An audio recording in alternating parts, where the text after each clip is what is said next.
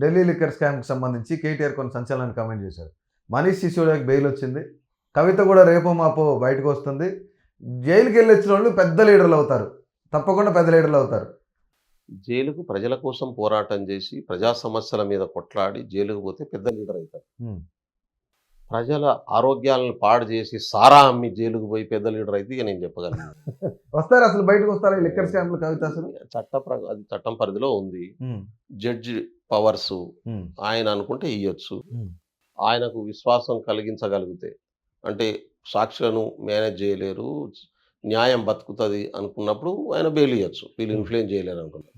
అది జడ్జికి సంబంధించినటువంటి అంశం, మనం చెప్పలేము. మీరు ఆయనకు మా చెల్లెను బయటకు తీసుకొస్తామనే హోప్, ఆమె అప్రూవర్గా మారిపోయి మా జాతకాలను ఎక్కడ బయట పెడతాదో అనే భయం నుంచి కేటీఆర్ గారు లేదు లేదు బెయిల్ వస్తుంది మా చెల్లెకు కూడా అని చెప్పి చెప్పుకొని ఆమెకి ఏదో కాన్ఫిడెన్స్ ఇవ్వడం కోసం మాట్లాడుతున్నారు. ఎమోషనల్ కూడా అయ్యారు ఆయన. 11 కేజీలు కవిత వెయిట్ తగ్గారు. అందుకనే ఇప్పుడు ఆయన నిజంగానే ఒక సిన్సియర్ అన్న అయితే, ఆయనకేం బాధ్యత ఉంటే ఆమె లిక్కర్ స్కామ్ పనిచేస్తున్నప్పుడే ఇట్లా తప్పు చెల్లి ఇది చెయ్యకూడదు, మన విధానం కాదు అని చెప్పి ఆపాల్సి ఉండే.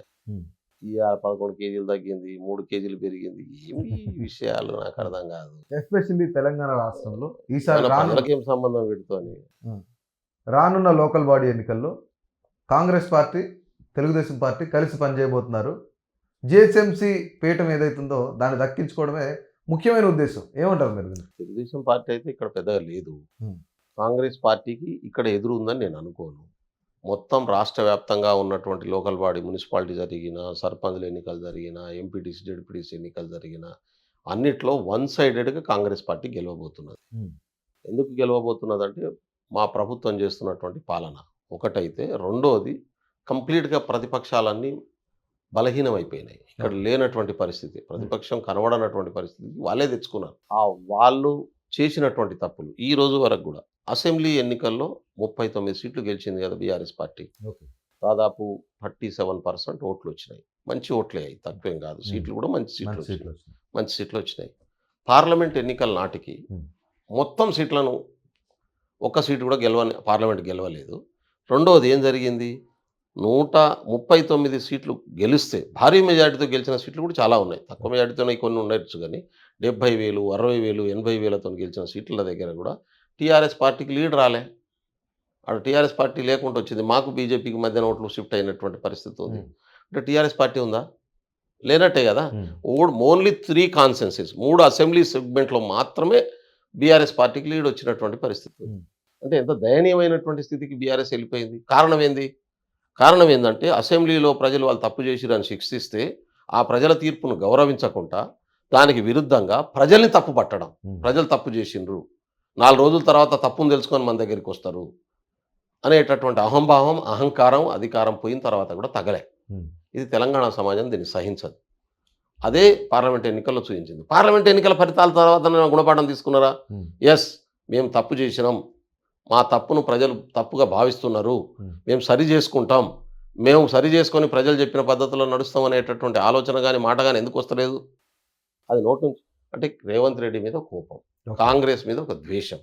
కాంగ్రెస్ మీదనో రేవంత్ రెడ్డి మీదనో కోపమో ద్వేషం వల్ల మీ తప్పులు సరిగాలేవు కదా. తప్పును తెలుసుకొని సరి చేసుకొని గుణపాఠం నేర్చుకున్నవాడు గొప్పోడవుతాడు.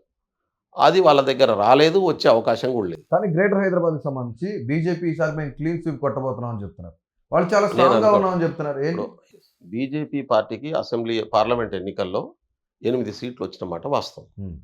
బీఆర్ఎస్ కాంగ్రెస్ మీద, రేవంత్ రెడ్డి మీద ఉన్న కోపంతో తన ఓట్ ఫోర్సెస్ అన్నిటిని కూడా బీజేపీకి వేయండి అని చెప్పి ప్రచారం చేసి చేసింది. మనకు 7 సార్ల ఎన్నికలు జరిగితే, 7 ఫేజులలో జరిగితే మనకు 3rd ఫేజ్లో ఎన్నికలు మనకి జరిగినాయి. తర్వాత 4th phase, 5th phase, 6th phase, 7th phase ఎన్నికలు జరిగినాయి. జరిగిన తర్వాత కేంద్ర ప్రభుత్వంకు సంబంధించిన పార్లమెంట్ ఎన్నికల ఫలితాలు వచ్చినాయి. దేశవ్యాప్తంగా బీజేపీ డీలా పడ్డదనేటటువంటి విషయం స్పష్టమైంది. బహుశా 6th ఫేజ్లోనో, 5th ఫేజ్లోనో, 7th ఫేజ్లోనో మన ఎన్నికలు జరిగి ఉంటే బీజేపీ పార్టీ 1-2 సీట్లు కూడా గెలవకపోయేది. ఇక్కడ నేను మళ్ళీ చెప్తా ఉన్నా, గుర్తుపెట్టుకోండి. ఇవాళ పార్లమెంట్ ఎన్నికల ఫలితాల తర్వాత బీజేపీ దేశమంతా బలహీనపడ్డ తర్వాత తెలంగాణలో ఫలితాల తర్వాత ఒకసారి 3rd ఫేజ్లో ఓట్లు ఇచ్చిన ఓట్లు వెనక్కి తీసుకోలేరు. ఇక బీఆర్ఎస్ చేసిన సపోర్టు అందుకనే కదా ఈ బీఆర్ఎస్ ఎందుకు ఎంటర్టైన్ చేస్తున్నారు ఇవాళ ఢిల్లీ లెవెల్లో. అందుకనే ఎంటర్టైన్ చేస్తున్నారు. వాళ్ళు ప్రొటెక్ట్ చేసే పని ఎందుకు చేస్తున్నారు? వీళ్ళు మర్జ్ చేద్దామనే చర్చలు ఎందుకు జరుగుతున్నాయి? వార్తలు ఎందుకు వస్తున్నాయి బయటికి? అంటే తను సర్వైవ్ కాలేదు, మాతో కలిస్తే మాకు బలం వస్తుంది అనేటటువంటి ఉద్దేశంలో ఆలోచిస్తారు. బీఆర్ఎస్ పార్టీ ఖతమైపోయింది, బీజేపీ పార్టీ లేవదీడ దేశంలోనే చితికిలబడ్డది. కాబట్టి ఇక్కడ కంప్లీట్గా వన్ సైడెడ్గా అదే చెప్తున్నా నేను, వన్ సైడెడ్గా ప్రో కాంగ్రెస్ ప్రో గవర్నమెంట్ ఎన్నికలు జరగబోతున్నాయి. ప్రభుత్వ పని విధానానికి, ఇక్కడ మా ముఖ్యమంత్రులు మంత్రులు చేస్తున్నటువంటి పని విధానానికి, రెండోది ప్రజల విశ్వాసాన్ని మేము తీసుకొస్తున్నట్టు. ఎంత నెగిటివ్ ప్రచారం అనేది చేయండి, అలా ప్రచారమే, వాస్తవం కాదు. వాస్తవం మా పనితో సమాధానం చెప్తాం. మా వర్కే దాని సొల్యూషన్. రైట్. ఇప్పుడు రాష్ట్ర వ్యాప్తంగా కూడాను ఎస్టీ కార్పొరేషన్ నుంచి కొన్ని ఏమైనా నిధులు వస్తేనో ఉద్యోగాలు చేసుకోవచ్చు, లేదంటే కొన్ని వ్యాపారాలు పెట్టుకోవచ్చు, మనం కూడా డెవలప్ అవ్వాలని చెప్పేసి ఆదివాసీ గోండు బిడ్డలందరూ కూడా ఎదురు చూస్తున్నారు. కానీ గత 10 ఏళ్లలో వాళ్ళకి ఎలాంటి సాయం అందలేదు. కనీసం ఇప్పుడైనా అందుతుందా అని చెప్పేసి ఎదురు చూస్తున్న ఆదివాసీ బిడ్డలందరికీ కూడాను ఆ యొక్క కార్పొరేషన్ డెవలప్మెంట్ చైర్మన్గా ఉన్న మీరు ఏం చెప్పదలుచుకున్నారు? 100% అందుతుంది. ఎందుకంటే మా డిపార్ట్మెంట్కు కేటాయించిన ప్రతి పైసాను పేద గిరిజన బిడ్డలకు వివిధతలు, గోండు కావచ్చు, కులాం కావచ్చు, జాతాపు కావచ్చు, ఇక్కడ ఉన్నటువంటి చిన్న చిన్న తెగలు ఉన్నాయి, ప్రిమిటివ్ ట్రైబల్ కమ్యూనిటీస్ ఉన్నాయి, చెంచులు. మొన్న నా దగ్గరికి చెంచు మహిళలు వచ్చారు, ముగ్గురు. వాళ్ళ ఒక అబ్బాయి తీసుకొని వచ్చిండు. 5 మేకలు కొని ఇస్తే నేను బత్త సార్ ఏం కావాలన్నా అంటే నాకు లోన్ కావాలంది. ఏం లోన్ కావాలంటే ఆమెకు తెలియదు. నేను అంటే నీకు బతకడానికి ఏం కావాలనో చెప్పు అని అన్నా. అంటే నాకు 5 మేకలు కొనియండి సార్, నేను బతికిస్తాను. మొగుడు చచ్చిపోయిండు. ముగ్గురు వచ్చిన మహిళలకు ముగ్గురికి భర్త లేడు. అయితే 5 మేకలు ఉంటే బతికేస్తారు, వాళ్ళు నిజంగా కూడా బతికేస్తారు, జీవిస్తారు ముందు. కాబట్టి సీతక్క గారితో నేను మాట్లాడినా, మా ఆర్థిక శాఖ మంత్రి భట్టి గారితో నేను మాట్లాడినా, అన్న ఇట్లా ఉంది పరిస్థితి, ఇది ఈ సంఘటన జరిగిన మర్నాడే నేను వెళ్ళిపోయి మాట్లాడినా. నిన్న ప్రపంచ ఆదివాసీ దినోత్సవం సందర్భంగా నేను సీతక్క గారు కలిసి ఆయనను ఇన్వైట్ చేయడం కోసం, చర్చించడం కోసం పోతే ఆయన మాట్లాడుకొచ్చాడు. ఆయన ఒకటే మాట చెప్పిండు, అత్యధిక వెనుకబడ్డటువంటి ట్రైబల్స్ను ఎట్లా బతికిస్తారు అంటే ఆల్రెడీ బతకలేని పరిస్థితిలో ఉన్న గిరిజనులను ముందు బతికించడం, ఇది మా టాస్క్. రెండోది బతుకుతున్నటువంటి వాళ్ళను గౌరవప్రదమైనటువంటి జీవితానికి తీసుకురావడం, గౌరవప్రదంగా ఉన్నటువంటి వాళ్ళు వాళ్ళ కాళ్ళ మీద వాళ్ళు నిలబడి నలుగురికి సాయం అందించేటటువంటి స్థాయికి పెంచడం. ఇట్లా ఒక ప్రణాళికాబద్ధంగా ఇప్పటికే డిపార్ట్మెంట్ రివ్యూ చేసుకొని మా దగ్గర ఉన్నటువంటి రిసోర్సెస్తో పాటుగా మేము బయట నుంచి కూడా కార్పొరేషన్కు ఫండ్ మూవ్ చేసుకునేటటువంటి పనిని కూడా మొదలుపెట్టాం. సెంట్రల్ గవర్నమెంట్ ఇస్తున్నటువంటి ఫండ్ దాని నుంచి మేమేం ట్యాప్ చేయగలుగుతాం ట్రైబల్ వెల్ఫేర్కు. సెక్రటరీ గారు చాలా సీరియస్గా ఉన్నారు దాని మీద. ముఖ్యమంత్రి గారు ఇచ్చినటువంటి డైరెక్షన్ అది. శ్రీధర్ బాబు గారు వాళ్ళు కూర్చొని మనం ట్రైబల్ ఏరియాస్లో ఉన్నటువంటి కంపెనీస్, ట్రైబల్ ల్యాండ్ తీసుకొని వ్యాపారాలు చేస్తున్నటువంటి సంస్థలు, వాళ్ళు ఇప్పుడు సింగరేణి ఉంది మా దగ్గర, భద్రాచలం పేపర్ బోర్డు ఉన్నది మా దగ్గర, వీళ్ళకు కూడా మేము ఉత్తరాలు రాస్తూ ఉన్నాం.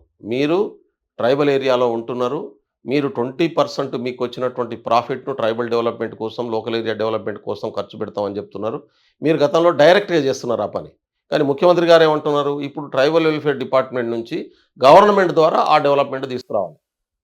ప్రజలు కట్టే పన్ను నుంచి వచ్చే బడ్జెట్టు ఇట్లా ఆ ఏరియాను డెవలప్ చేసుకోవడం కోసం వివిధ సంస్థలు, వివిధ రంగాల్లో ఉన్నటువంటి ఆర్గనైజేషన్స్, లేకుంటే సిఎస్ఆర్ ఫండ్, చాలా కంపెనీల దగ్గర సిఎస్ఆర్ ఫండ్ 2%, 3% ఉన్నటువంటి ఫండ్ కూడా ట్యాప్ చేసి ట్రైబల్ డెవలప్మెంట్ కోసం తీసుకురావాలనేటటువంటి ప్రయత్నం చేస్తూ ఉన్నాం మేము. దాని మీద నేను చాలా సీరియస్గా చేస్తూ ఉన్నాను. ఆల్రెడీ కొన్ని కంపెనీలకు ఉత్తరం కూడా రాయడం జరిగింది. అవసరం అనుకుంటే దానికోసం కన్సల్టెన్సీని పెట్టుకొని కూడా మేము ఫండ్ పూల్ చేసుకునేటటువంటి ప్రయత్నం చేస్తూ ఉన్నాం. ఆ పర్మిషన్స్ అన్నీ కూడా ప్రభుత్వం కోసం అడుగుతా ఉన్నాం. పర్మిషన్ ఎప్పుడు ప్రభుత్వం ఇస్తే దాని నుంచి అట్లా మూవ్ అవుతాం. ఎందుకంటే ఎంత బడ్జెట్ అయితే రాష్ట్ర ప్రభుత్వం ఇచ్చిందో అదే రేషియోలో కనుక మేము సిఎస్ఆర్ ఫండ్ మొబైలైజ్ చేసుకోగలిగితే అద్భుతమైనటువంటి డెవలప్మెంట్ తీసుకోగలం. అది చేయడానికి నేను, ఎందుకంటే నాకు క్లారిటీ ఉంది, చట్టాల పట్ల అవగాహన ఉంది, నేను చేయడానికి సిద్ధంగా ఉన్నాను. రైట్. సో అది ఖచ్చితంగా ఎవరైతే తెలంగాణ రాష్ట్ర వ్యాప్తంగా కూడాను ఆదివాసీలు కానీ, గిరిజనులు కానీ, గోండులు కానీ, వెనకబడ్డ ఎస్టీకి సంబంధించిన తెగలు ఉన్నారు, వాళ్ళందరినీ కూడాను అభివృద్ధి పదవిలో నడపాలి, అలాగే వాళ్ళ కాళ్ళ మీద వాళ్ళు నిలబడేలాగా చేయడమే ఒక కాంగ్రెస్ పార్టీ యొక్క ముఖ్య ఉద్దేశం అని చెప్పేసి ఈరోజు బల్లెనాయక్ గారు మనతో చెప్తున్నారు. సో మరొక ఇంటర్వ్యూలో మరొక ముఖ్యమైన నేతతో కలుద్దాం. అంతవరకు సెలవు. నమస్తే.